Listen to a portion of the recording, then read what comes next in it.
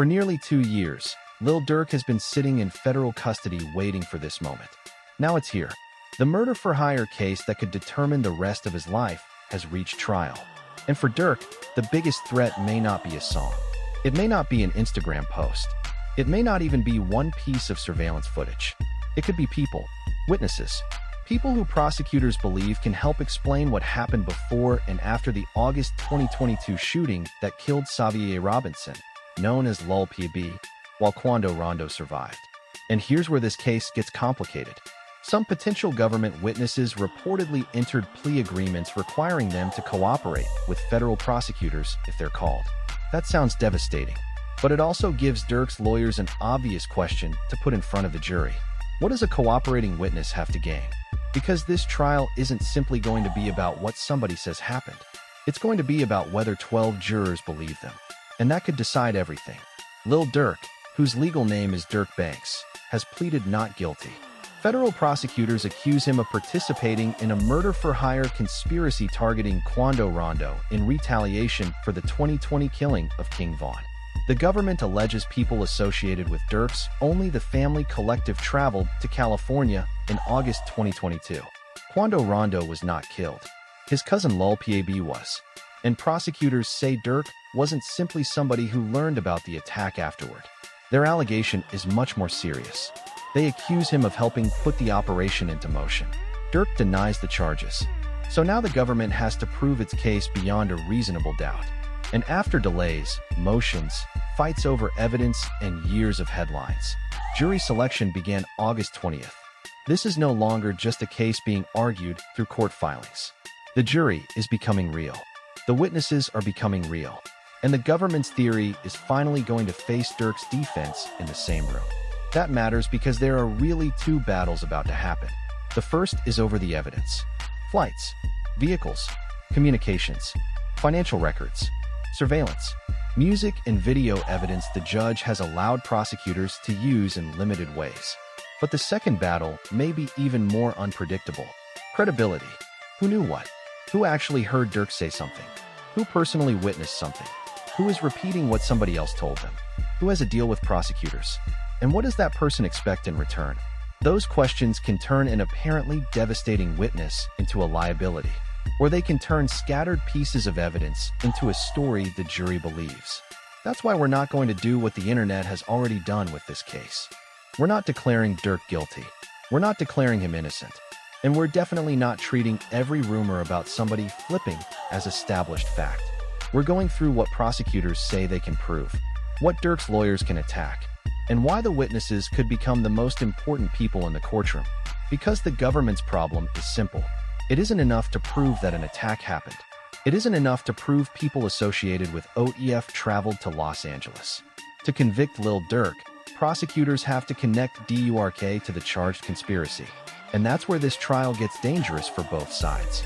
Because prosecutors believe they have people who can help make that connection. But Durk's defense is about to get the chance to question them in front of the jury. And once that starts, a cooperation agreement can become either the government's greatest weapon or the defense's greatest opportunity. If you rock with fact-driven hip-hop storytelling, like, hype, and subscribe. No internet verdicts. No rumors becoming facts because somebody repeated them enough times. We're following what actually happens in court.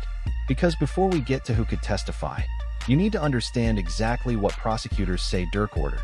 And the chain of events begins 2 years before that Los Angeles shooting, with the death of King Von. To understand the government's theory, we have to go back to November 2020. Atlanta. King Von is involved in a confrontation outside a nightclub. Gunfire erupts. Von is killed. Quando Rondo survives the incident, and one of his associates was later acquitted of murder in Von's death after claiming self-defense. But according to federal prosecutors, the conflict didn't end there. They allege Durk wanted retaliation against Quando Rondo. That's the government's theory, not a verdict. And nearly 2 years pass before the event at the center of Durk's federal case. August 2022. Quando Rondo is in Los Angeles. His cousin, Saviay'a, known as Lul Pab, is with him. According to prosecutors, people associated with OEF traveled from Chicago to California. The government alleges the group used flights, vehicles, and other resources as part of a plan to locate Quando. Then, on August 19th, everything comes to a head. Quando and Lul Pab are near a gas station in Los Angeles. Gunfire erupts. Quando survives. Lul Pab does not. He is killed in the attack. And almost immediately, investigators have a massive question. Was this simply another shooting? Or had people traveled across the country specifically to find Quando Rondo? Federal prosecutors eventually chose the second explanation, and their allegation goes even further. They say this wasn't simply something people associated with OEF decided to do independently. They accuse Lil Durk of being connected to the plot itself. That's the connection prosecutors now have to prove to a jury. Because association isn't enough. Durk founded OEF. That doesn't automatically make him criminally responsible for everything somebody associated with OEF does. Prosecutors need evidence connecting him to the alleged conspiracy. So investigators began reconstructing what happened before the shooting. Travel, vehicles, communications, financial activity, surveillance, electronic evidence, and eventually, potential witnesses. The government alleges resources connected to OEF were used to facilitate travel connected to the plot. Prosecutors have also pointed to evidence they believe demonstrates Durk's motive and knowledge. Durk's lawyers dispute the government's interpretation. And that's where this case becomes much more interesting than the headline. Lil Durk murder for hire. Because the jury isn't deciding whether Durk had problems with Quando Rondo. They're not deciding whether Durk was devastated by King Von's death. They're not deciding whether people associated with OEF were in California. They're deciding whether federal prosecutors can prove Durk knowingly participated in the charged murder-for-hire conspiracy. That's a much more specific question, and the defense only needs to create reasonable doubt. Was Durk actually directing anything? What did he personally know? What do the communications actually mean? Can financial transactions be explained another way? And most importantly, who can directly connect Durk to the alleged plan? That's where witnesses become dangerous. Because records can show that somebody traveled. A camera can show that somebody was somewhere. A transaction can show money moved. But a witness can potentially tell a jury why, what was said, who allegedly gave instructions, what somebody believed they were being paid to do, and whether Durk personally knew about it. That could fill gaps in the government's case. But it creates another problem. Because once a witness takes the stand, Durk's lawyers get to ask questions too. And some potential witnesses reportedly have plea agreements requiring cooperation with prosecutors if called. That means the defense can explore something every juror understands. Motive. Not Durk's alleged motive. The witness's motive. What are they hoping happens to them? What did prosecutors promise? What charges were they facing? And would they have any reason to tell the government what it wants to hear? That's where this trial could turn. If you appreciate fact-driven coverage instead of declaring somebody guilty because of a headline, like, hype, and subscribe. Because now we have the government's alleged conspiracy. The next question is much harder. What evidence actually connects Lil Durk to it?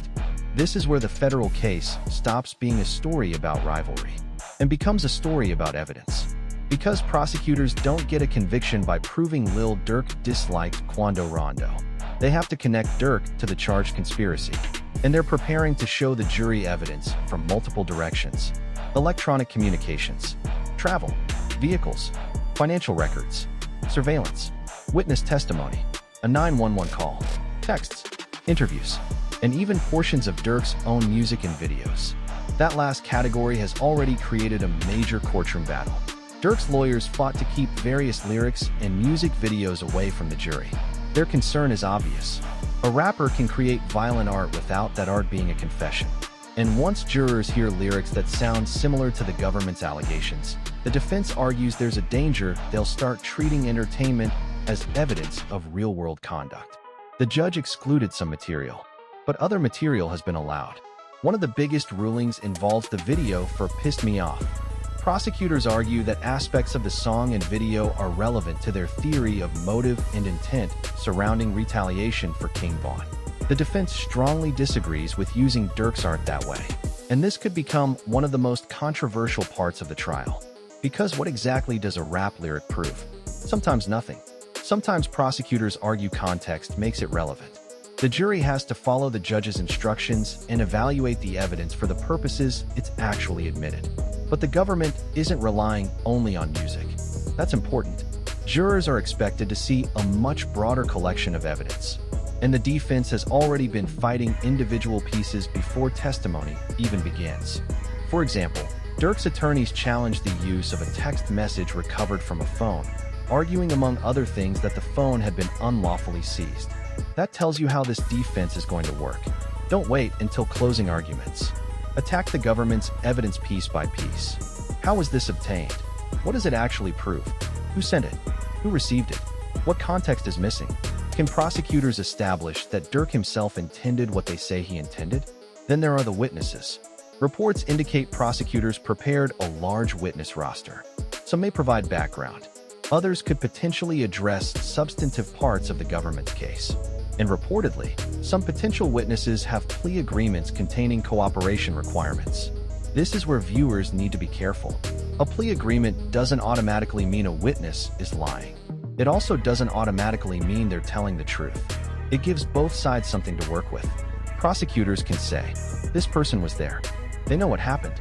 Their testimony matches other evidence." The defense can respond, "This person has every reason to help the government. They're trying to help themselves." Which argument works depends on what the witness actually says, and whether independent evidence backs them up. That's the key. Imagine a witness makes a devastating claim about Durk.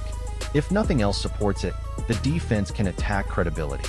But if phone records, travel records, surveillance, or communications independently line up with that testimony, now the government can argue the witness isn't asking the jury to take their word for it. The records support the story.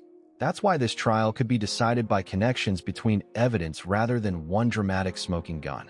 And it's also why the defense doesn't necessarily need to explain every suspicious detail. It needs reasonable doubt about Durk's criminal responsibility, because the government still has one massive burden: turning a collection of people, flights, messages, money, and music into proof that Lil Durk knowingly joined a murder-for-hire conspiracy. And the people who take the witness stand could determine whether that bridge holds or collapses. Now we reach what may become the most unpredictable part of Lil Durk's trial: the witnesses. Online, people love one word: flipped. Somebody takes a plea deal, they flipped. Somebody talks to prosecutors, they flipped. Somebody might testify, they flipped. A federal courtroom is more complicated than that. Recent reporting indicates prosecutors have potential witnesses whose plea agreements require cooperation if they're called. But many details surrounding the witness lineup have remained protected or disputed. So until particular witnesses actually take the stand and testify, be careful with viral lists claiming everybody is confirmed. What matters isn't the nickname trending online. What matters is, what can this person personally establish? Suppose somebody testifies that Durk gave an instruction. The defense can ask, where were you? Who else heard it? Was it written down? Is there a message? Why should the jury believe you? Did you initially tell investigators something different? Are you facing prison yourself? Did you receive a plea agreement? Do you expect prosecutors to tell your sentencing judge that you cooperated? Those questions can be devastating. But there's another side. If a witness describes something, and then prosecutors produce records that independently match the description, the credibility attack becomes harder. That's why cross-examination could be one of the most important moments in this entire case. Durk's defense doesn't necessarily have to prove a witness invented everything. They can attack certainty, memory, motivation, consistency, context, and whether that witness can actually connect Durk personally to the charged conspiracy. Remember, there may be overwhelming evidence that somebody committed crimes in Los Angeles. That's not automatically overwhelming evidence against Durk. The jury has to decide his individual guilt, and the defense has already scored an important pretrial victory. Prosecutors added separate racketeering-related allegations, but the judge severed those counts from this trial. So the jury in this proceeding is focused on the Los Angeles murder-for-hire case rather than simultaneously deciding the newer Chicago-related racketeering allegations. That matters. It narrows the battlefield. The government wants jurors focused on a chain. King Von is killed. Prosecutors allege Durk wants retaliation. People associated with OEF travel to California. Quando Rondo is located. Lul Pab is killed. And prosecutors say evidence connects Durk to the plan. The defense wants jurors to break that chain apart. Grief isn't conspiracy. Association isn't conspiracy. Music isn't automatically confession. Paying for something isn't necessarily proof of knowing why it was used. And a cooperating witness isn't automatically reliable simply because prosecutors put them on the stand. Every link matters. Break enough links, and you have reasonable doubt. But if witnesses give detailed testimony and prosecutors can independently support it with electronic and physical evidence, Durk could be facing an extremely difficult case. That's why the witness battle isn't a side story. It may be the story. And now that jury selection has started, we're about to find out which version survives contact with 12 jurors. Because eventually the filings stop. The speculation stops. The witnesses sit down. They swear to tell the truth. And Durk's lawyers get to ask them questions. That's when we'll finally learn whether the government's insiders strengthen this case, or give the defense exactly what it needs to tear it apart. So where does Lil Durk actually stand? Not on social media, not in fan arguments. In court, the answer is uncomfortable for anybody pretending this case is already decided. We don't know. Durk has pleaded not guilty. The government has serious allegations and a substantial collection of evidence it intends to present. But prosecutors still have to convince a jury beyond a reasonable doubt. And Durk's defense has several obvious pressure points. First, connection. Can prosecutors prove Durk knowingly participated in the murder-for-hire conspiracy? Not that he knew the defendants. Not that he founded ODF. Not that he had a reason to dislike Quando. Participation. Second, intent. What did Durk actually intend when money moved, travel happened, or communications occurred? The same fact can sometimes support two completely different stories depending on context. Third, witness credibility. If cooperating witnesses become central to the government's case, the defense can examine every incentive they have. Their plea agreements, their criminal exposure, previous statements, contradictions, and whether independent evidence supports what they're saying. Fourth, the music. Prosecutors have won permission to use some music-related evidence, but the defense can still argue that art is being stretched beyond what it actually proves. A lyric can sound devastating. That doesn't automatically establish that a defendant entered a real-world criminal agreement. And fifth, the big picture. Federal prosecutors will likely want jurors to see one connected story. Vaughn's death, retaliation, travel, Quando, the shooting, Lul Pab's death, Durk. The defense wants jurors looking at every gap between those words, because that's where reasonable doubt lives. But Durk faces the opposite danger too. If witnesses testify to specific conversations or instructions, and prosecutors then support those accounts with communications, travel records, surveillance, and financial evidence, the jury may see corroboration rather than coincidence. That's what makes this trial so compelling. Both sides can look at the same witness and see an opportunity.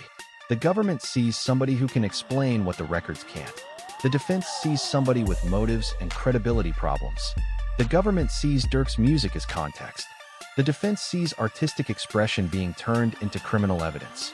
The government sees a coordinated chain of events. The defense sees assumptions connecting separate actions. And now a jury has to decide. As of right now, jury selection is underway. The case hasn't produced a verdict. Durk remains presumed innocent. And that's exactly how we're going to cover this trial. When somebody actually testifies, we'll tell you what they said. When the defense cross-examines them, we'll tell you what got challenged. When prosecutors introduce evidence, we'll separate what that evidence shows from what prosecutors say it means. Because this case doesn't need fake drama. The real stakes are enormous. Lil Durk went from becoming one of the biggest rappers in America, to sitting in federal custody, to watching prosecutors prepare a case that could determine the rest of his life. And after nearly 2 years of waiting, the argument is finally leaving the court filings. Now it goes in front of a jury. If you made it this far, like, hype, and subscribe to Hyperreal Hood Stories. If you want facts-based coverage of the Durk trial as it actually happens, this is where we're following it. And I want your prediction before the major testimony starts. What matters most? The cooperating witnesses? The electronic evidence? The financial trail? The music evidence? Or the defense's ability to create reasonable doubt about Durk's personal involvement? Drop your answer below, because everybody online has already delivered their verdict. But those opinions don't decide Lil Durk's future. The witnesses haven't finished telling their story. The defense hasn't finished challenging it. And the only verdict that matters will come from the jury.